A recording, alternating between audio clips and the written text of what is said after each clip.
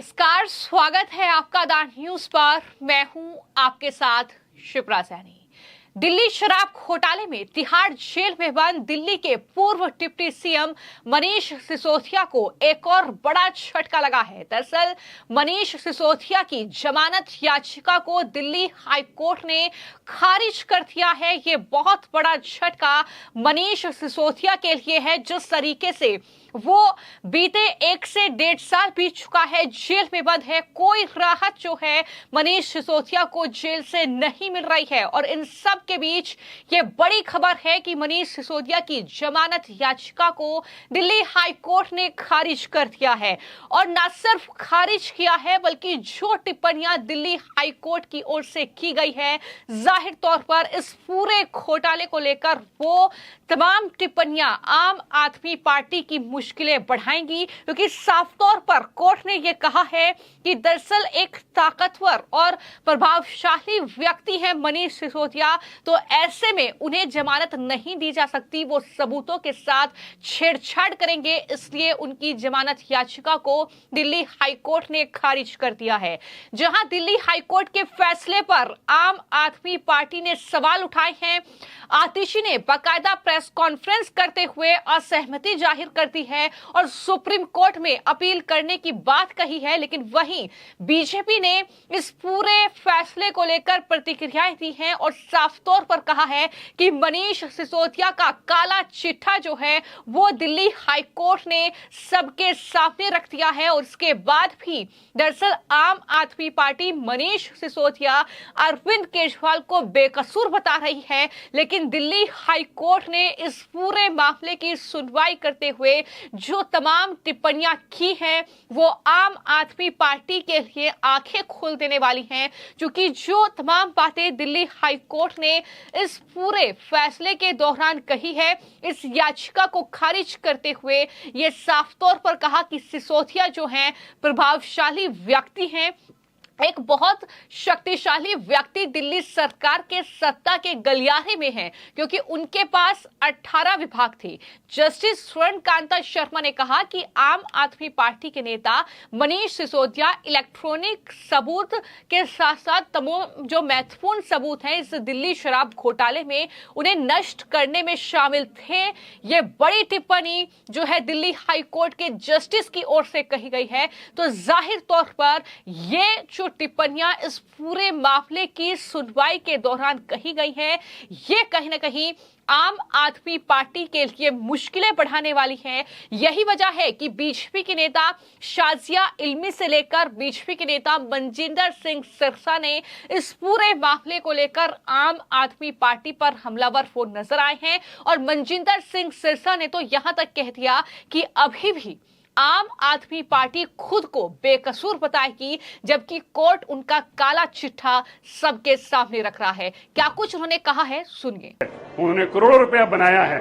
अरविंद केजरीवाल जी के साथी हैं। अरविंद केजरीवाल जी अब तो हाई कोर्ट ने भी जमानत जब रद्द कर दी, सुप्रीम कोर्ट ने भी रद्द कर दी, लोअर कोर्ट ने भी रद्द कर दी। अब भी आप लोगों में यही कहोगे मैं तो बेकसूर हूं, आपकी भी जमानत नहीं होने वाली। जो आपने शराब घोटाले किए हैं उसका हिसाब देने का वक्त आ गया। ये माओ की बददुआ लग रही है, इसीलिए मनीष सिसोदिया भी जेल में रहेंगे और आपको भी जेल में रहना पड़ेगा। जो आपने करोड़ों रुपया कमाया है, दिल्ली का लूटा है, उसका हिसाब एक एक पाई का आपको देना पड़ेगा। मनीष सिसोदिया जी के साथ अरविंद केजरीवाल जी भी तिहाड़ जेल में जाएंगे। देखिए, सोचने वाली बात है। संजय सिंह को जमानत मिली, कुछ मोहलत दी गई अरविंद केजरीवाल को कैंपेन करने के लिए। ये साफ दिखाता है कि किस तरह से हमारी अदालती कार्रवाई होती है और हमारी लोकतांत्रिक जो प्रणाली है किस तरह से निर्णय लेती है। अब वही उसी अदालतों में अब मनीष सिसोदिया की बेल को कई बार खारिज किया गया है और अलग अलग स्तर पे किया गया है, चाहे वो सेशंस कोर्ट हो, चाहे वो हाई कोर्ट हो, चाहे वो सुप्रीम कोर्ट हो। और एक बार फिर उनकी जो कस्टडी बढ़ा दी गई है और उनकी बेल याचिका खारिज कर दी गई है।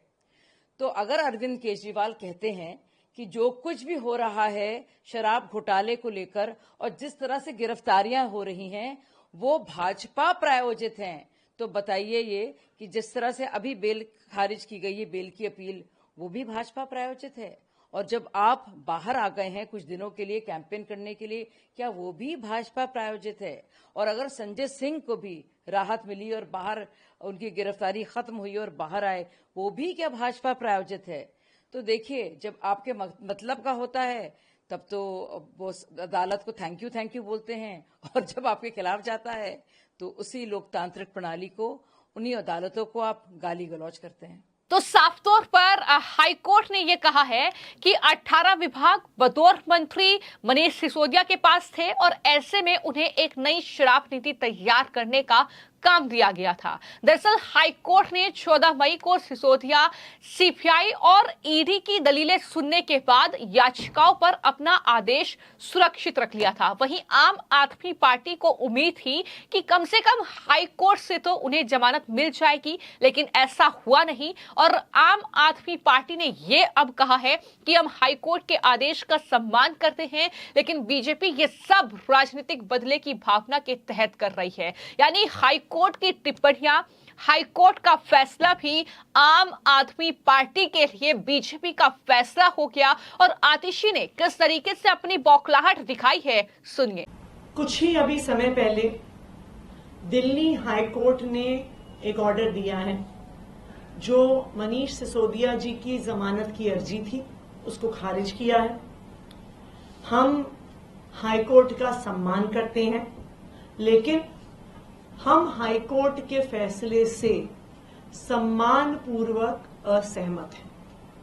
हम इसलिए असहमत हैं क्योंकि ये पूरा तथाकथित शराब घोटाला एक राजनीतिक षड्यंत्र है, भारतीय जनता पार्टी का राजनीतिक षड्यंत्र है, आम आदमी पार्टी पर हमला करने का राजनीतिक षड्यंत्र है और आम आदमी पार्टी को कुचलने का और क्रश करने का एक राजनीतिक षड्यंत्र है।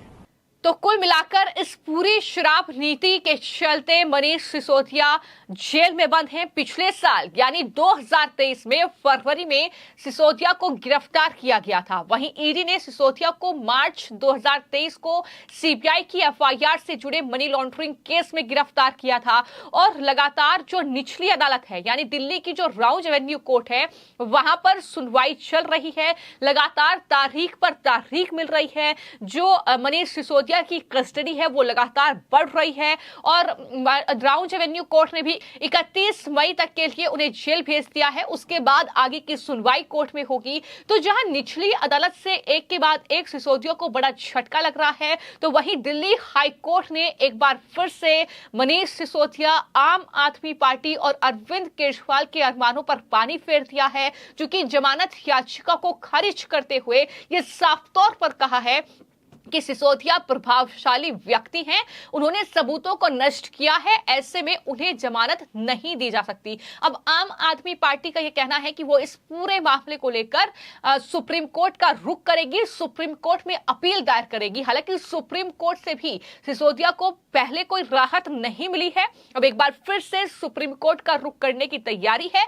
तो ऐसे में देखना होगा कि इस पूरे मामले में कितनी मुश्किलें आम आदमी पार्टी की बढ़ती हैं, क्योंकि फिलहाल चुनाव के बीच कोर्ट के फैसले आम आदमी पार्टी के लिए एक के बाद एक बहुत बड़ा झटका सामने लेकर आ रहे हैं।